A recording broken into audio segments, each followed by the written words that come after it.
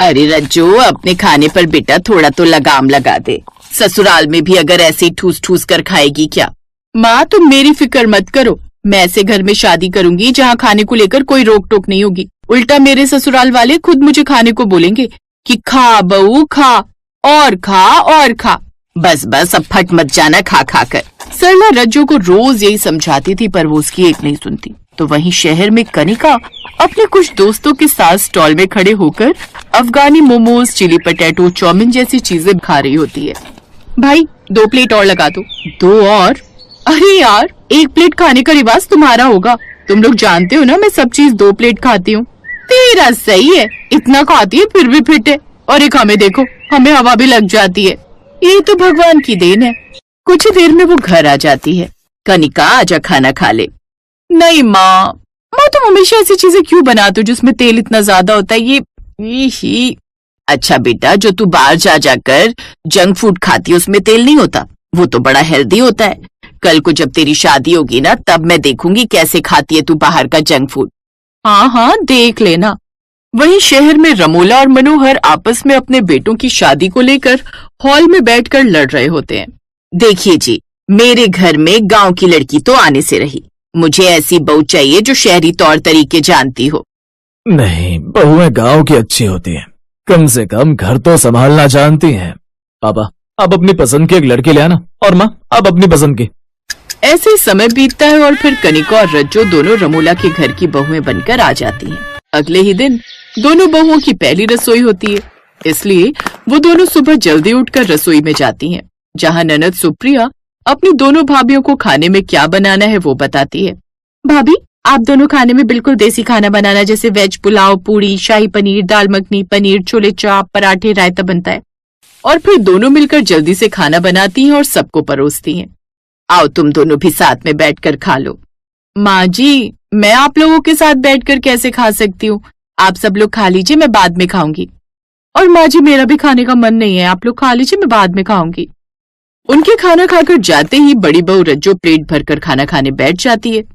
मुझे तो बहुत जोरों की भूख लग रही है। जानती हो, अपने मायके में खाना बनते ही मैं सबसे पहले खाती थी, पर मेरी माँ ने मुझसे कहा कि ससुराल में सबके खाने के बाद ही खाऊं मैं, वरना लोग मेरा खाना देखकर बेहोश हो जाएंगे।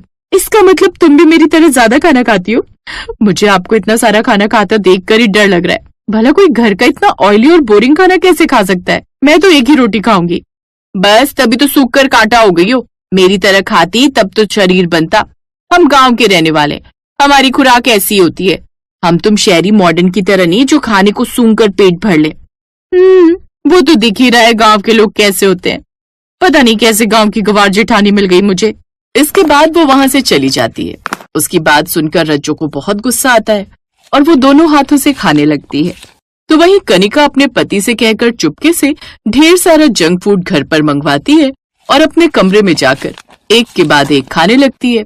थैंक यू मोहित, पता है अब जाकर पेट भरा है मेरा। जब तक मैं जंक फूड ना खाऊं ना, मेरा पेट ही नहीं भरता। अगले दिन सास दोनों बहुओं में काम बांट देती है। रज्जो को रसोई का काम अच्छे से आता था, इसलिए वो रसोई संभालती है, तो वहीं कनिका बाकी घर के सारे काम। फिर रात के समय, बहू, अब तुम दोनों भी हमारे साथ बैठकर खाना खाओ। हमारे यहाँ सब मिलकर ही खाते हैं। अब वो दोनों मना नहीं कर पाते और रज्जो प्लेट में 4 रोटी, चावल, दाल, सब्जी, सलाद, रायता, जूस लेकर बैठ जाती है, तो वहीं कनिका खाने के नाम पर सिर्फ 1 रोटी लेती है। भाभी, आप कितना कम खाना खाती हो। खाना पेट भर खाओ, तभी तो हेल्दी रहोगी। अब ना चाहते हुए भी कनिका को सभी के साथ बैठकर खाना खाना पड़ता है, तो वहीं इतने कम खाने में रज्जो का पेट नहीं भरता। कुछ देर में सास ससुर खाना खाकर चले जाते हैं। थैंक गॉड गए। जेठानी जी, मेरा पेट भर गया, लेकिन लगता है आपका पेट नहीं भरा, तभी तो सबके खाने के बाद भी बैठी हैं। ये लीजिए, मेरा खाना भी खा लीजिए। मैं तो बाहर का भी खा लेती हूँ, पर आपको तो घर के खाने की आदत है। आप ही ये घर का बेस्वाद बोरिंग खाना खाइए, मैं बाहर जाकर कुछ खा लूंगी। मैंने आज तक तुम्हें घर का खाना खाते हुए नहीं देखा, और जब तुमने घर का खाना टेस्ट नहीं किया तो घर के खाने को बोरिंग कैसे बोल सकती हो? हाँ भाई, मुझे तो घर का ही खाना पसंद है, मैं तो घर का ही खाऊंगी। तुम्हें बाहर का खाना हो तो जाकर खाओ। अब कनिका अपने पति के साथ खुशी खुशी चली जाती है और बाहर जाकर ढेर सारा जंक फूड खाने लगती है। ऐसे ही कनिका कोई न कोई बहाना बनाकर बाहर खाना खाने चली जाती। फिर एक रोज ननद उसको कॉलेज से आते हुए देख लेती है, जहाँ कनिका एक के बाद एक फास्ट फूड खाए जा रही थी। ये देख ननद बड़ी हैरान होती है। घर आकर वो सारी बात अपनी माँ और पिता को बताती है। अच्छा, तो ये कारण है जो बहू घर का खाना नहीं खाती। देख लिया अपनी जिद का नतीजा। मैंने तो पहले ही कहा था गांव की लड़की लेकर आओ। यही उम्र है बच्चों की, उनका जो खाने का दिल है खाने दीजिए। मैं नहीं चाहती कि मैं उनके खाने पीने पर रोक लगाऊं। और इसको कुछ बोलने से पहले अपनी रज्जू बहू को बोलिए जो इतना ठूस ठूस कर खाती है। देखो तभी तो कैसे मोटी होती जा रही है। फिर एक रोज रज्जू खाना बना रही होती है तभी। क्या हुआ देवरानी जी, ऐसे क्या देख रही हो? मैं तो बस सब्जी देख रही हूँ। सब्जी में तेल ज्यादा है और ये चावल भी कितने टाइट है। लगता है सही से पके नहीं है। रोटी भी जली लग रही है। लगता है आपने रोटी जला दी। मेरे खाने में कमियां निकालने से पहले खा कर देखो। तुम जो बाहर तंदूरी मोमोज पिज्जा खाती हो ना, उससे अच्छा है मेरा खाना। सही कहा, आप तो इतना अच्छा खाना बनाती हैं कि बड़े बड़े शेफ फेल हैं। इसीलिए तो आप अपना बनाया हुआ खाना खुद ही चट कर जाती हैं। घर में 7 लोग हैं पर खाना आप 20 लोगों का बनाती हैं ताकि अपना कुएं जैसा पेट भर सके। खैर, मुझे नहीं खाना आपका ये खाना। मोहित जी के दोस्त ने एक नया रेस्टोरेंट खोला है, मैं तो वहीं से अपने लिए कुछ ऑर्डर कर दूंगी।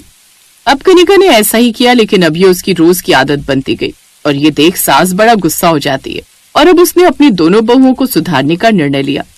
अब से इस घर में खाना एक सीमित मात्रा में बनेगा और छोटी बहू बाहर का खाना भी अब नहीं आएगा। लेकिन वो दोनों कहाँ बाज आने वाली थी। फिर एक रोज कनिका अपने कमरे से काफी देर तक बाहर नहीं आती। तब रमोला उसके कमरे में जाती है जहाँ वो पेट पकड़कर लेटी हुई थी। उसके पेट में तेज दर्द हो रहा था। वहीं दूसरी तरफ रज्जो का भी खा खा कर बुरा हाल था। जरा सा काम करके वो थक जाती थी और उसकी सांस फूलने लगती है। सास जल्दी से डॉक्टर को फोन करके घर बुलाती है। अब डॉक्टर दोनों बहुओं का चेकअप एक साथ करते हैं और उनकी डिटेल्स उनके पतियों से पूछते हैं। फिर कहते हैं, वाह क्या कॉम्बिनेशन है। एक गांव की बहू है जो बस घर का ही खाती है और इतनी ओवर ईटिंग कर लेती है कि आज इनका ये हाल है। तो वहीं दूसरी तरफ शहर की मॉडर्न बहू है जो बस जंक फूड पर ही जी रही है। पर अब आप दोनों को अपने खाने का ध्यान रखना होगा। रज्जो, तुम्हें पूरे दिन में सिर्फ 4 रोटी खानी है, 2 सुबह और 2 रात में। साथ में रनिंग, एक्सरसाइज, जिम और करनी होगी और ग्रीन टी पीनी होगी। कनिका, तुम बाहर का कुछ भी नहीं खाओगी सिवाय घर के खाने के। साथ में योगा भी करोगी। अब उन दोनों को अपनी गलती का एहसास हो जाता है और वो दोनों अगले दिन से डॉक्टर के कहे अनुसार रूटीन फॉलो करती हैं, जिससे कुछ ही दिनों में दोनों की हालत में सुधार हो गया।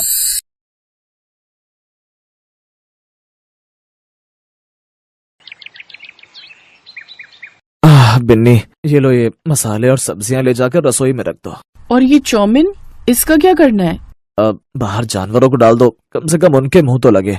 ये कहकर मायूस सोमेश हाथ मुंह धोने के लिए चला गया। फिर थोड़ी देर बाद, बिन्नी, लगता है अब कुछ और काम देखना पड़ेगा। ये चाउमीन का ठेला तो चल नहीं रहा। लगता है मेरे हाथों में वो स्वाद ही नहीं रहा। अजी ऐसा कुछ भी नहीं है। तुम्हारे हाथों की बनी चाउमीन का तो आज भी कोई तोड़ नहीं। असल मुसीबत तो वो बड़ी बड़ी दुकानें हैं जो तुम्हारे सारे ग्राहक छीन ले गयी। बात तो तुम्हारी सही है बिन्नी। देखते ही देखते कितने सारे होटल खुल गए इस इलाके में और मैं वहीं का वहीं रह गया। हमेशा डरता रहा कि अगर चाउमीन का दाम बढ़ाया तो कहीं ग्राहक न छूट जाए। और उन्हें देखो, आते ही आपसे 4 गुनी कीमत पर चाउमीन बेचने लगे। और फिर भी सब लोग वहीं जाते हैं। शायद वहाँ खाने के लिए और भी चीजें हैं, इसीलिए। ना जी ना, असल बात तो ये है कि वहाँ आराम से बैठकर मोबाइल पर शोशा करने को जो मिल जाता है लोगों को। तो इस चीज का भी तो अपने पास कोई तोड़ नहीं। कहाँ से मुकाबला कर पाऊंगा मैं उन बड़े लोगों का? किसी समझदार आदमी ने कहा है, अगर दुश्मन से मुकाबला नहीं कर सकते तो उसे दोस्त बनाने में ही समझदारी है। क्या मतलब? मतलब ये मेरे भोलूचंद कि उन बड़े बड़े होटलों में भी तो कोई ना कोई चाउमीन बनाता ही होगा। तो वो कोई इंसान तुम क्यों नहीं हो सकते? ना हर रोज ठेला लगाने की आफत और ना लागत जुटाने का झंझट। बस हर रोज जाओ, झटपट चाउमीन बनाओ और महीने के पैसे हाथ में। मेरा दिल कहता है जी, अगर कोशिश करोगे तो बात जरूर बनेगी। अपनी पत्नी बिन्नी के इस भरोसे पर भरोसा करके सोमेश ने एक बार कोशिश करने की ठानी। उसने कई जगह जाकर काम मांगा लेकिन कहीं बात नहीं बनी। तो सोमेश बड़े भारी मन के साथ अपने घर वापस जाने लगा। लेकिन तभी अचानक उसे एक जानी पहचानी आवाज सुनाई दी। अरे सोमेश, ये तू ही है ना? कौन? ओए मैं दीपक। इतनी जल्दी भूल गया मुझे? हाँ, अरे दीपक मेरे यार, तुझे कैसे भूल सकता हूँ। हाँ, पहचानने में थोड़ा वक्त लग गया और लगता भी क्यों ना। जरा खुद को देख, बिल्कुल बदल गया यार तू तो। लेकिन तू नहीं बदला। गांव से तू और मैं साथ निकले थे। देख मैं कहां से कहां पहुंच गया और तू कहां रह गया यार। जहां तक मुझे याद है तूने तो अपना काम शुरू किया था ना। दीपक और सोमेश एक ही गांव से थे और दोनों काम की तलाश में एक साथ शहर आए थे, लेकिन बीते वक्त ने दोनों दोस्तों के बीच काफी बड़ा अंतर पैदा कर दिया था। दीपक को देखकर ही उसकी अच्छी हैसियत का पता चल रहा था, जबकि सोमेश के चेहरे से ही उसकी गरीबी झलक रही थी। दोनों दोस्त काफी समय बाद मिले थे तो उनके बीच काफी देर बातें हुई और फिर देख भाई सोमेश, बिन्नी भाभी ने राय तो तुझे बिल्कुल ठीक दी है, पर तू सच बता, तुझे अगर मौका मिले तो तू कर तो पाएगा ना? हाँ भाई, मैं जान लगा दूंगा, और तूने तो मेरे हाथ की बनी चाउमीन खाई भी है पहले। चल फिर ठीक है, दिया तुझे मौका। वो जो सामने बड़ा सा होटल देख रहा है ना, the royal star, head chef हूँ मैं वहाँ का। है क्या बात कर रहा है तू? इतने बड़े होटल में, वो भी हेड शेफ? पर ये कमाल हुआ कैसे मेरे भाई? इस होटल के मालिक की इकलौती बेटी तेरी भाभी है, तो बस आगे तू समझदार है। ओह, फिर तो तेरी वहाँ बहुत चलती होगी ना। अब सच सच बता मेरे भाई, मेरा काम तो हो जाएगा ना? कमाल करता है यार, तुझे हेड शेफ का मतलब समझ में नहीं आता क्या? जा कल से तू मेरा असिस्टेंट शेफ। और रही बात तनख्वाह की, तो महीने के 30,000। बोल, इतने में तो चल जाएगा ना तेरा काम? अरे अरे मेरी माई, 30,000 में तो बहुत कुछ हो जाएगा। शुक्रिया मेरे दोस्त। यूँ तो दीपक और सोमेश की मुलाकात बस एक इत्तेफाक ही थी, लेकिन ये इत्तेफाक सोमेश की किस्मत बदल चुका था। दीपक का असिस्टेंट शेफ बनकर सोमेश की माली हालत तो सुधरी ही, साथ ही अब उसकी बनाई हुई चाउमीन लोगों की पहली पसंद बनने लगी। और फिर क्या सारे ऑर्डर्स में सिर्फ चाउमीन? ऐसे कैसे चलेगा? इतने बड़े होटल में हम क्या सिर्फ चाउमीन बेचने के लिए बैठे?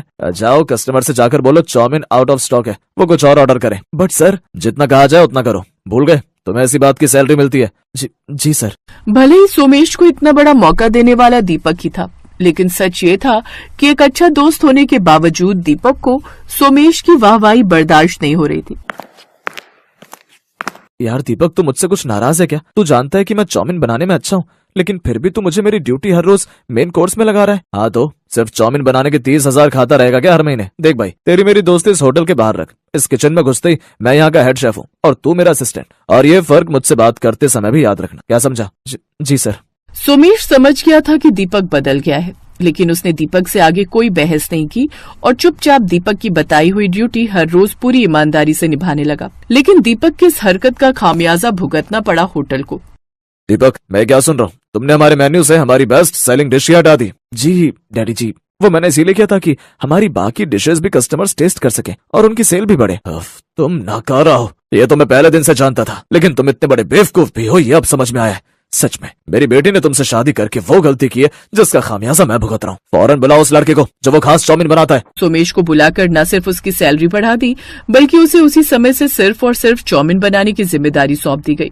और अब ये सब दीपक की बर्दाश्त से बाहर था।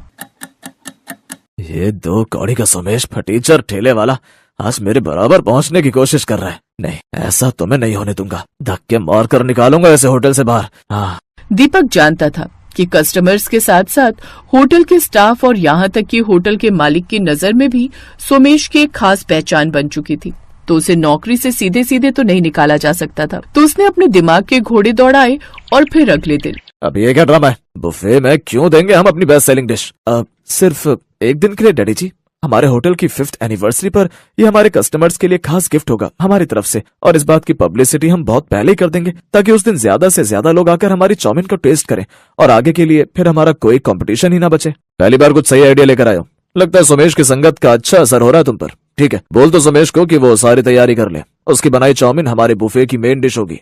दीपक आधी चाल चल चुका था और बाकी का काम उसने तब किया जब सोमेश बुफे के लिए चाउमीन में जाने वाला अपना खास मसाला लगभग तैयार कर ही चुका था। सोमेश, यहाँ का सब हो गया? जी सर, ये मसाला सॉसेस सब कुछ रेडी है, अब बस मेहमानों का इंतजार है।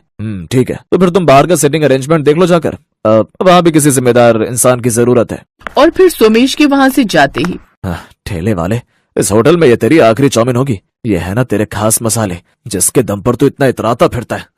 अब यही मसाले तुझे यहाँ से बाहर निकलवाएंगे। इसके बाद दीपक ने अपने हाथों से सोमेश के बनाए मसाले में ढेर सारा नमक और मिर्च पाउडर मिला दिया और फिर बुफे लगने के बाद, ओह माय गॉड, ये है आपकी बेस्ट सेलिंग डिश? ये तो सॉरी मैडम, लगता है हमारे शेफ से बहुत बड़ी गलती हो गई। इसमें मिर्च और नमक बहुत ज्यादा है ना। ओफो। Hey Somesh, come here now. जी सर। ये क्या बनाया तुमने? हमारे कस्टमर का मुंह ही जल गया। तुम्हारी ये बकवास चाउमीन खाकर तुम आज के दिन ऐसी गलती कैसे कर सकते हो? बाय द वे, कर भी सकते हो। इससे पहले कभी किसी ढंग की किचन में काम किया होता तब तो कुछ सीख पाते। रोड किनारे ठेला लगाते थे ना चाउमीन का, 10 रुपए में पेट भर चाउमीन। हाँ, तुम कभी इस होटल में काम करने के लायक ही नहीं थे। किसी अच्छे शेफ की रेसिपी चुराकर कुछ दिन तो नाम कमा लिया तुमने, बट अब तुम्हारी असलियत आई गई सबके सामने। हे गार्ड्स, धक्का मारकर निकालो इसे बाहर। आज का पूरा इवेंट ही खराब कर दिया इसने। रुकिए, ये आप क्या कर रहे हैं? पहले मेरी पूरी बात तो सुन लीजिए। मैं बोल रही थी कि चाउमीन औसम है, सही तीखा और बिल्कुल सही नमकीन, सब कुछ एकदम बैलेंस है। सच में इससे टेस्टी चाउमीन मैंने आज तक नहीं खाई। क्या वो बरखुदार चौंक गए ना? तुम्हें क्या लगा मेरे दामाद बन गए तो यहाँ जो चाहे करोगे? किचन में तुमसे छिपाकर एक सीसीटीवी कैमरा मैंने इंस्टॉल करवाया, और फिर आगे क्या हुआ होगा इतना तो तुम समझ ही गए होंगे। डैडी जी, सॉरी डैडी जी, मुझसे बहुत बड़ी गलती हो गई। मैं आगे से तुम और कुछ गलत नहीं कर पाओगे, क्योंकि वो सब करने के लिए तुम यहाँ रहोगे ही नहीं। मैं अभी के अभी तुम्हें फायर करता हूँ। और रही बात सुमेश तुम्हारी, तो तुम आज से इस होटल के नए हेड शेफ होगे। आज से तुम्हारी सिग्नेचर डिश इस होटल की पहचान होगी, ठेले की चाउमीन। यस, जहां से इस खास डिश की शुरुआत हुई, अब से इसका नाम भी वही होगा। सोमेश को उसकी मेहनत का और दीपक को उसकी करनी का फल मिल चुका था। सोमेश के ठेले की चाउमीन के चर्चे अब दूर दूर तक थे और उसका रुतबा हर बीतते दिन